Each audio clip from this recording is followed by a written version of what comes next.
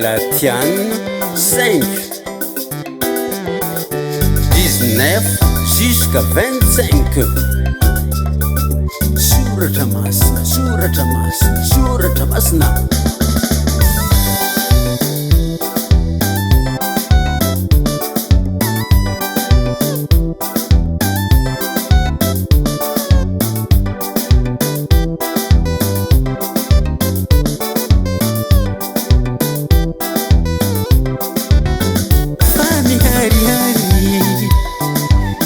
Saninofu dia isau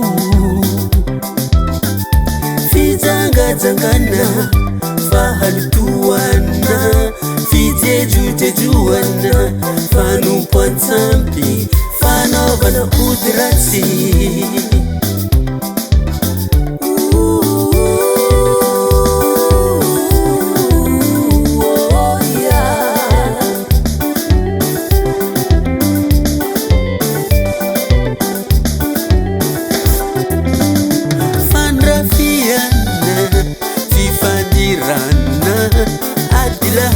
Fiafnafunana fifampiandaniana fisarahana fitukuana fialunana famamuana filalaohanasi. Ary nitoy izany izay lazaiko aminareo raha teo tahaka ny voalazako fahiny koa fa izay manao izany dia tsy hanova ny fanjakan'Andriamanitra.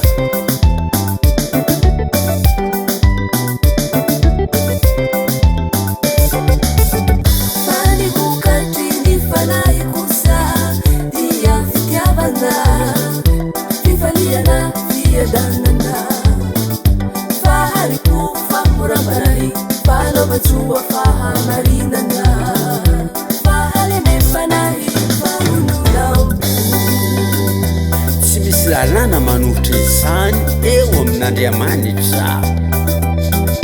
Halleluja.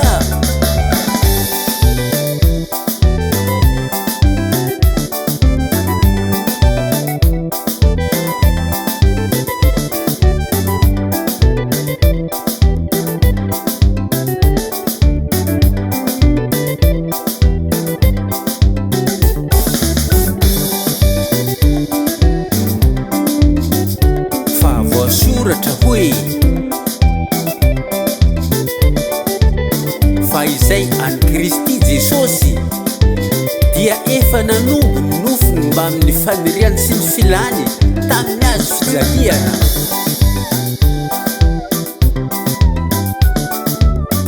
Raha velo ny fanahy isika dia oka ndeha araky ny fanahy.